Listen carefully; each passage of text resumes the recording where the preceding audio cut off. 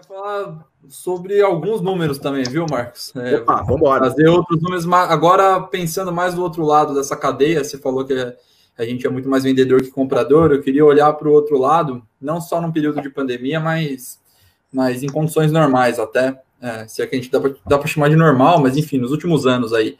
A gente fez um estudo ano passado sobre o fluxo de estrangeiros no Brasil, e tem uns dados interessantes sobre isso, né? Sobre a utilização de jogadores estrangeiros no Brasil. Ano passado, por exemplo, foram 84 jogadores na Série A. Se a gente dividir aí por 20 clubes, a gente está falando de mais de 4 jogadores por clube, perto daquele limite de 5 atletas que podem ser escalados, né? Ou seja, a gente contrata jogador estrangeiro. No entanto, esse jogador, 90% vem da América do Sul, ou seja, são jogadores que a gente contrata daqui, e aí não é nenhum demérito, é só uma característica do funcionamento do sistema, e aí é um ponto interessante. O Euler, a gente nem tinha combinado isso, mas o Euler falou que lá a entrada é 21 anos, aqui a gente não tem o dado da entrada, a gente tem o dado médio do jogador no ano passado. É uma média de idade de 28 anos. Então, é interessante porque se você fala que a gente está deixando de contratar utilizar a base, a gente está contratando um atleta de fora com 28 anos. Aí eu queria pegar um ponto, não é nem sobre isso que eu queria falar, sobre a média de idade, mas é sobre a entrada, esse baixo número de jogadores fora da América do Sul. Eu queria ouvir tua opinião sobre isso. Tem muito a ver com a gente não estar no holofote do futebol mundial, nos holofotes, e a gente não, nosso futebol não é visto pelo mundo, e isso, claro, vai afetar as negociações. Ou até pela questão de salários. Não imagino que às vezes alguns jogadores vêm para cá com um salário até melhor do que jogam lá fora. E aí a gente termina o ano com Juan Fran no São Paulo, começa agora com Honda no Botafogo. Que cenário você imagina para o futuro, uma vez que a gente passe até vender nossos direitos para fora, passar nosso campeonato fora? Você imagina um fluxo maior de estrangeiros, não sul-americanos, europeus vindo para o Brasil? Que barreiras você enxerga para esse fluxo acontecer, Marcos? Abstraindo os efeitos cambiais, né? Sim. Exato. Não vou entrar na questão do efeito cambial, que isso aí me parece claro, mas eu já fui mais esperançoso com relação a esse tema, né? Lembrando que, para mim, jogador estrangeiro do Brasil não é novidade. O primeiro contrato que eu fiz na minha vida enquanto advogado desportivo do ano de 99 foi a transferência do Gamarra para o Brasil, né? E ali não foi uma questão de uma contratação de final de carreira. Nós tiramos o Gamarra do Atlético de Madrid, patrocinando ali pela ISL na época, né? Trouxemos o Atlético para o Flamengo, né? Então ali foi uma operação, inclusive jogou muito bem o Gamarra, era selecionado da seleção paraguaia, mas nós tivemos já várias levas de jogadores internacionais, né? E eu acho que eu lembro que eu participei uma vez de um programa de rádio, na época que o Sidorf veio para jogar no Botafogo. E eu estava esperançoso ali, que eu dividia em 3 fases muito claras, né? Essa situação do jogador estrangeiro de idade. Primeiro, aquela fase que era trazer para o Brasil o jogador já em final de carreira, apenas ali por uma questão de marketing, né? Uma movimentação que às vezes é importante, uma movimentação de marketing para efeitos que você pode ter ali receitas colaterais, né, em função de uma contratação, isso é importante ser visto, é só uma questão de cálculo, de conta. E aí eu achei que a gente poderia ali realmente trazer num segundo momento jogadores que já não estivessem não só no final da carreira, mas ainda ali nos seus 25 anos de idade, 26, num momento ainda bom de nível de jogo, podendo até vislumbrar uma transferência subsequente. E depois, obviamente, a terceira etapa, que seria jogadores estrangeiros, mas esse sim, com potencial de crescimento aqui no mercado brasileiro e para serem transferidos para o exterior. A gente tem que lembrar que os jogadores sul-americanos são desejados no mundo inteiro, né? Você vê na Europa a quantidade de jogador sul-americano, não sei se vocês têm esses números, mas realmente a América do Sul é um maior fornecedor. A França também é um grande fornecedor, né, de jogadores, mas a América do Sul, os argentinos, por exemplo, por uma questão cultural, eles têm uma facilidade de adaptação ao futebol europeu, né, pela língua, e a maioria deles, um detalhe muito importante, diferente do Brasil, a maioria deles tem a possibilidade da obtenção do passaporte europeu. Isso faz uma diferença muito grande quando você entra como jogador comunitário né? Vários motivos, né? Motivos de contagem de estrangeiro, motivo, inclusive, às vezes, de pagamento de salários, questões tributárias e por aí vai. Então, obviamente, você repara que o jogador sul-americano ele é preparado, não é para o mercado brasileiro, ele é preparado para o mercado europeu, né? Isso é uma tendência. Para nós começarmos inclusive na quarta-feira, eu participei de uma live muito interessante com o mercado africano. Eram empresários, né, de todo o continente africano, mais de 15 empresários, gente que atua em academias, naquelas escolas, né, que todo mundo fica de olho lá na África, e muito interessante assim, um approach em tentar entender fora dos 99% da Europa e tentar entender como é que funciona o mercado africano. E eu fiquei me pensando, por que nós não olhamos para as academias, né? Ali, que às vezes são até patrocinadas por clubes europeus, principalmente para você ter ali como um trampolim, né? Você tem várias colônias ali francesas, né? Colônias inglesas, que você tem a capacidade de levar ele para o futebol europeu e dali um trampolim para uma transferência mais alta, só você pegar os jogadores africanos que jogam ali no mercado europeu, né? Enfim. Então, esse tipo de mercado alternativo, vamos chamar assim, eu acho que é um mercado que o Brasil podia começar a olhar. Mas para isso, e aí sim, o Fernando tem uma visão muito interessante disso, a gente tem a questão, obviamente, da possibilidade de salário, a gente tem a questão do nosso produto, né, que ainda é um produto complicado, né? Você tocou bem na questão dos direitos internacionais, que estão começando a ser explorados agora, mas ainda vai ser de maneira muito incipiente, como um teste ali, para depois uma escala maior. Mas a gente sabe que o bom jogador, o grande jogador, ou o empresário de verdade, aquele que orienta uma carreira de um atleta, e a gente tem bons empresários nesse sentido, que não são apenas ali o cara que está ali para assinar o contrato e receber sua comissão. Você precisa encaixar o jogador num ambiente, num ecossistema que seja não só importante para ele do seu ponto de vista técnico, ou seja, de desenvolver um bom futebol, mas também seja um mercado interessante, vamos dizer, uma high street, né? Uma rua aqui, uma Oscar Freire, né? Ou seja, onde você tem ali um ambiente onde as grandes marcas disputam. É assim, um ambiente europeu. Você tem as Big Five disputando, a França que disputa com a Inglaterra, que disputa com a Itália, com a Espanha, e aquela coisa, a árvore, você só se torna grande quando você anda com árvore. Então a árvore anda com árvore e ela fica grande. Então a gente ainda falta, eu acho, essa questão, a gente tem muitos passos ainda a dar antes da famosa chamada internacionalização do nosso produto. Ou seja, são muitas barreiras, sem dúvida nenhuma, mas eu acho que o Brasil podia começar a apostar em alguns mercados menos tradicionais, e repito, por exemplo, o mercado africano. Show. Fernando. Munir, só para dar a informação que o Marcos falou, desculpa, Fernando. Claro. Brasil, França, Argentina, dos 10 maiores, Brasil, Argentina e Colômbia. Só que proporcionalmente Argentina e França está na frente e proporcionalmente absoluto Uruguai, que tem 3,4 milhões de habitantes e exporta 120 jogadores por ano. É um absurdo o Uruguai, com aquela população pequena, sair tanto jogador. Mas repara que na França, muito interessante, eu que ando muito lá nos clubes franceses, a gente faz muito negócio lá, as escolas e as academias dos clubes, muitos jogadores africanos, né? Porque a França tem ali as colônias africanas, enfim, ela explora muito bem esse mercado, tá? Isso é muito importante. No final, o fornecimento de matéria-prima é na periferia, né?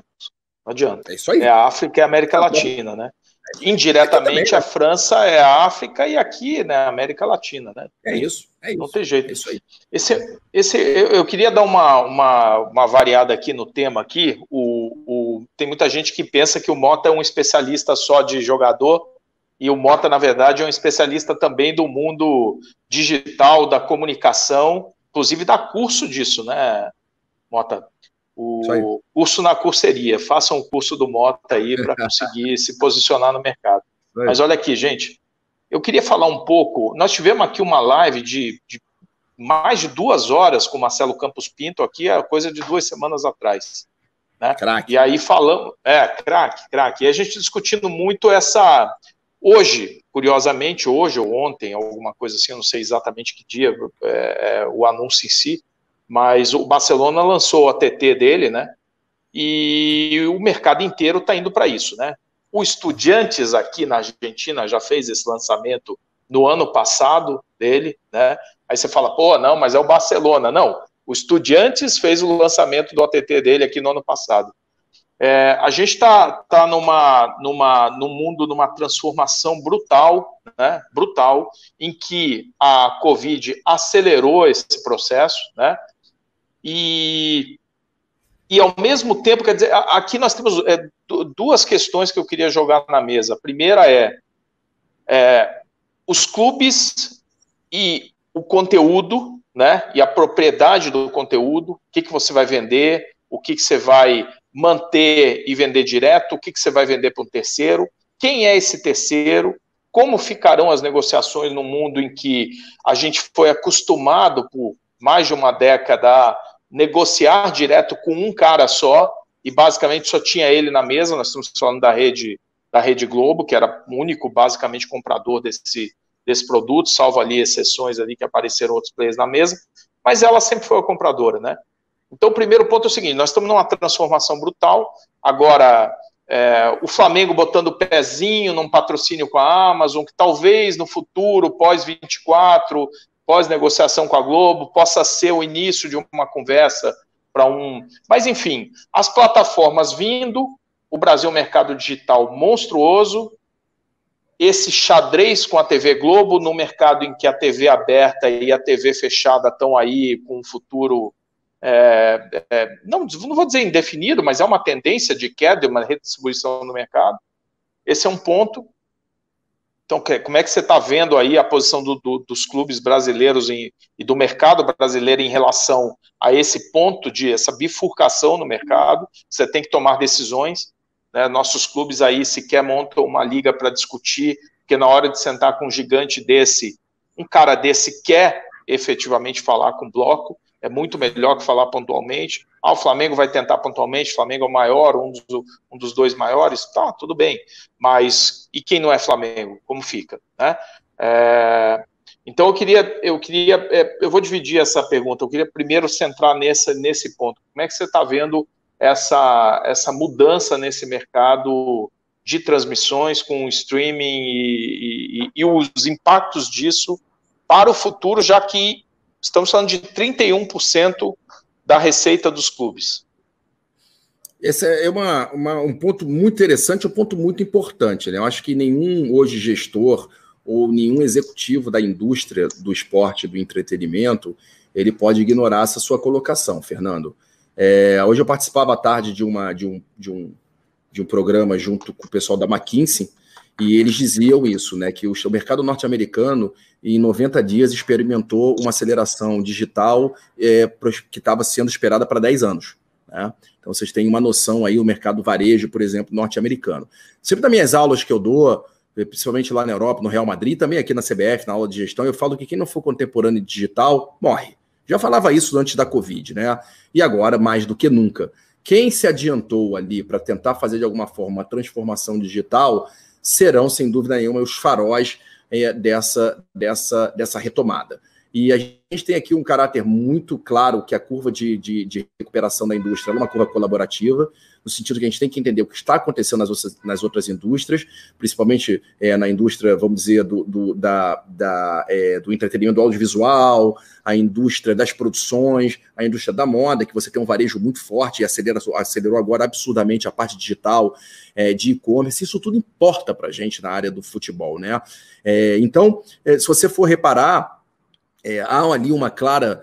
o potencial de crescimento de receitas, né, do esporte, ele é muito claro. Ele experimentou ali nos últimos entre os últimos 5 anos, entre os 3 e últimos 5 anos, um crescimento de 7,4, mas ele deve experimentar uma queda, por incrível que pareça, eu até escrevi sobre isso, de 6,4 nos próximos 3, 5 anos. Esquece a Covid, tá? Estou falando isso num ambiente sem Covid. Então já era esperado. Aí você vai me falar, mas Mota, como assim? Sim, se você for ver hoje o esporte, Fernando Eulemuni, ele compete com outras formas de entretenimento, né? Então, claramente, essa queda que é esperada nos próximos 3, 4 anos, agora vai ser acentuada com a Covid, ela não se dá por uma falta de interesse, ela se dá porque há sem dúvida nenhuma, pulverização do interesse na forma de entreter, no leisure, como a gente chama, né? Você vê aí essas plataformas alternativas. Hoje o futebol compete com a Netflix. Hoje você vê a On Demand, hoje já ultrapassou a televisão paga tradicional, né? Uma televisão aberta há muito tempo, mas a televisão paga aí tradicionalmente nos nossos canais que nós temos. Isso foi ultrapassado agora no último mês. Óbvio, repito, assinado pela Covid, mas eu acho que não tem volta a isso, a morte do middleman, a morte do homem do meio, né? A negociação direta ali, direto ao consumidor, antigamente, como você bem disse, era uma oferecendo para milhões. Hoje são milhares oferecendo para o consumidor, ou seja, o consumidor tem uma gama de oportunidades do entretenimento. Mas o mais interessante daquela curva que eu falei do crescimento e da queda, né, na possibilidade de geração de receitas, é que esses números eles são experimentados principalmente de queda na Europa e nos Estados Unidos. Mas, em compensação, no Oriente Médio, América do Sul, África e Ásia, essa curva já passa a ser de crescimento, exatamente porque nós estamos ainda aqui, não desenvolvemos totalmente essa capacidade de exploração dessas formas alternativas, das OTTs, o que seja. Mas, obviamente, Fernando, você sabe disso muito bem, que isso tem que ter uma inteligência por trás, né? Não basta você criar ali, você tem que ter toda uma estratégia de branding, né? Toda uma estratégia de criação de conteúdo, porque senão você vai continuar contando ali o número de sócio-torcedor, né? Você vai achar que porque você tem 150 mil sócios-torcedores, que você é rico como é no jogo imobiliário. Não faz o menor sentido se você não tem um data intelligence. Até fazendo um paralelo, os nossos clientes hoje em dia, eles preferem muito mais, por exemplo, um micro-influenciador, né, os embaixadores, como agora é uma tendência, do que o macro-influenciador. Ele prefere muito mais comunicar com o meu grupo de WhatsApp Marcos Mota do que comunicar, por exemplo, com um macro-influenciador com milhões que você pulveriza e você não consegue ter uma identificação nichada. Esse que é o importante, né? Os nichos hoje em dia, as comunidades são muito importantes. Nesses números que eu falei, se você for ver, o esporte de maior número de crescimento de potencial, qual é? Esportes. Seguido do futebol, basquete e os esportes urbanos, skate, BMX. Por quê? Porque eles têm muito forte esse senso de comunidade. Eu tenho 50 anos de idade e uso Vans até hoje. Eu fui skatista na década de 80 profissional, para quem não sabe. Então eu tenho uma comunicação com um certo público, com marcas, que não tem idade. Isso é fundamental nesse momento, a lealdade ao seu consumidor. E fazendo um paralelo, a lealdade do clube ao seu torcedor. E está faltando esse elo, essa comunicação. A comunicação, nesse momento, é a tônica. É o que deve dirigir qualquer estratégia de marketing de um clube. Obviamente, nós temos ali pautas emergenciais de preocupação de pagamento de salário, né? Mas, se você não pode fazer, terceirize. Não há solução, não há alternativa. É isso. Quem não fizer, morre.